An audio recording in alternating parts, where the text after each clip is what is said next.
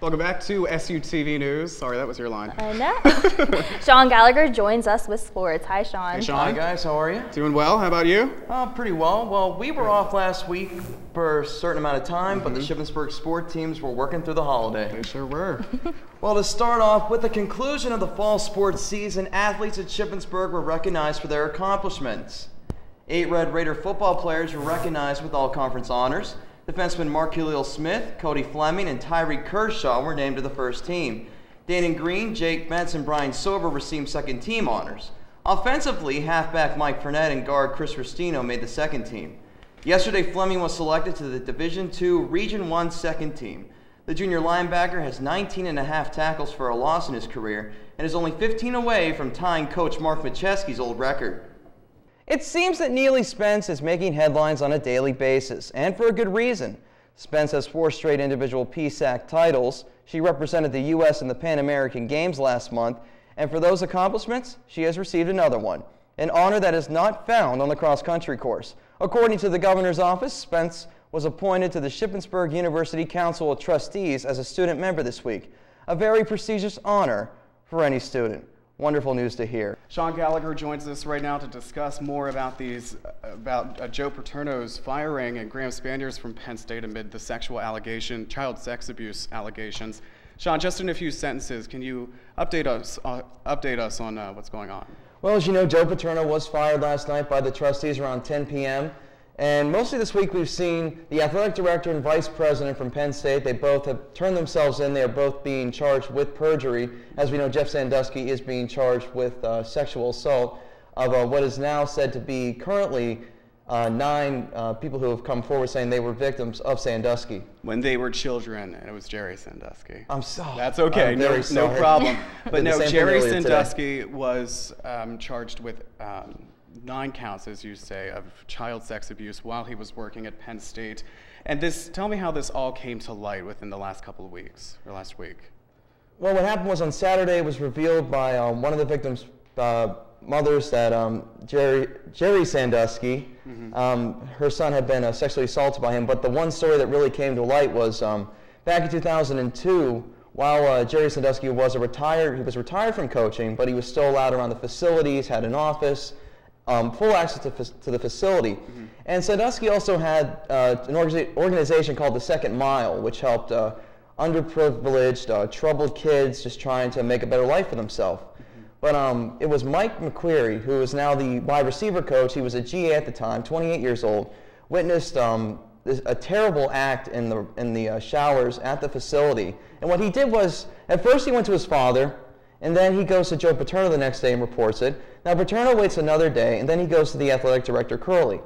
Curley then talks to Schultz about it, and they conclude, as they look into this investigation, they conclude that they were just horsing around. And Graham Spanier, who's also involved in this, actually approved the statement that went out. So it seems that there is a lack of reporting, lack to report something like this, something that is just so morally wrong, and that's why I think so many people are upset about what happened. Yeah, and I won't go into detail, but we read the 23-page court report, and it wasn't just horsing around. It was something much more serious. And the issue at hand here is why Penn State officials didn't go straight to the police, and that is where Mike McQuarrie is getting a lot of bad press about. I've tried to narrow it down in different ways. I think you have to look at it this way. Mike McQuarrie, he was a GA. He's at the bottom of the list when it comes to the coaching staff. Maybe he was afraid, especially when you have Jerry Sandusky, a man who spent 23 years with Penn State as the defensive coordinator, just such a legacy. I would say that he's probably number 2 behind Joe Paterno, some of the best coaches in the history of that football program. So maybe there was some hesitance by McQuarrie to go directly to the police or even to go to Paterno. I, for one, have questioned why he did go to his father at first. Why not just go to the police? And I think that's the big issue here. I've said it for the past couple of days. Why didn't somebody just have the decency to just go to the police? Why does it have to be that you hold this for 9 years and then it comes out all of a sudden? It's hard to look at these people and just look at them as human beings at times. Right. So the big question now is why, and we've been following the media. There's just been so much attention on Joe Paterno being fired from Penn State. So is Graham Spanier. But do you feel that the children, the whole reason this is happening, are being overshadowed of sorts?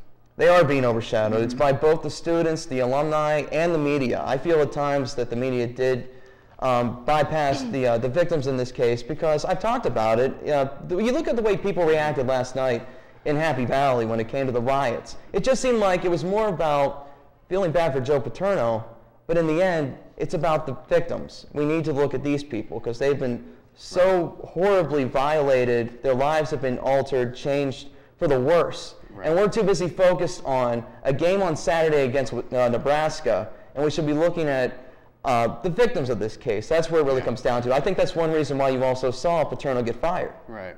All right. Well, that is a big issue. Sean, thank you so much for your input. We will come back to you for sports a little bit later on. While the football team was in action, on the other side of the campus, the field hockey team faced off against Westchester in the first round of the NCAA tournament. But it was a short tournament for the Red Raiders as they were shut out by the Golden Rams 3-0. It is only the second game this season that the field hockey team has been held scoreless in a game. The last time was on September 6th against Bloomsburg. On a positive note, the team finished the season with a 17-4 record.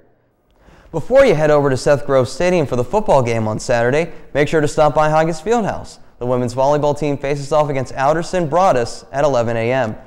Welcome back to the Red Raider pregame show. I'm Bubba Smith, and this is Chris Field of WSYC. And Sean Gallagher, WSYC. Well, let's get right to it, gentlemen.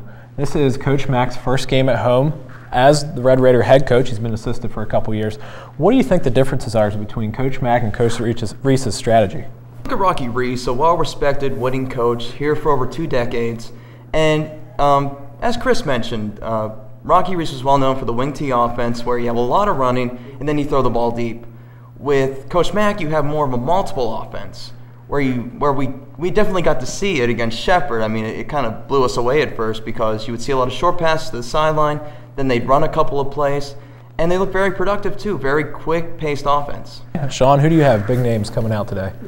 Well, I like Zach Zulli. I mean, Steven Adams did have the opportunity to do the first 3 drives of the game, and then Zulli comes out, throws for how many yards? Almost 300 yards. Shippensburg's offense putting up about 495 yards total. So I like the way Zulli looks. In the first game, he looked a little bit shaky, especially that second half. He throws 2 picks, one that sets up an easy scoring drive for Shepherd, and then the second one goes for a pick 6. But I think against Gannon, he looked very comfortable, and I think he's going to do well today.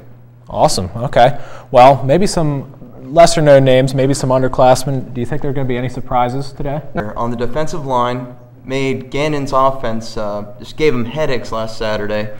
And with Shippensburg's front 4, I really liked how they looked at times against Shepherd, and just the ability to stop the run, even though Shepherd's got a great running back. But I tell you, if they can stop Clarion on the run today, Dana Green's going to be a big part of that. Mike Khalil-Smith, and the inside defensive tackle, he's going to be a big factor too. All right. Well, I guess we got to get right down to brass tacks here. What are you thinking about the winner today? It's going to be a big win. I'm going to say maybe 2-3 score game, win by 14, 21 points. With Clarion, they've had a very difficult time stopping the run. They gave up over 400 yards rushing to Bloomsburg, but Bloomsburg's got a great team this year.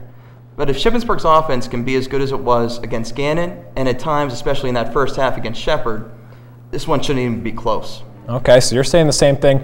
Now, are you willing to take a tackle from Cody Fleming if Ship loses? Why not? I mean, I've been out of the game. I've been out of the game. You had a chance to say Nate Schmidt. He's the punter. Hey, I've been out of the game for 4 years, but you know what? Do I get to put the pads on, or do I have to stand? That was part of my. Do I have to stand like a tackle dummy and? We'll let you put pads on. Yeah. Okay. Terrific. I'm serious. I'll do it. Well, the bet's been made. Ship. They're going to improve to 2-1 today, according to these guys. And that'll wrap up our show today. Thank you, gentlemen, for joining me. Thank you, Amanda Peterson. Thank you, everyone that made this broadcast possible. Make sure to check out both our websites, SUTV, or Facebook.com/SUTV News and Facebook.com/SUTV Sports. We'll have coverage of more of these live events coming for you. And right now, we're going to send you live to the Student Association at Seth Grove Field. Thanks for tuning in.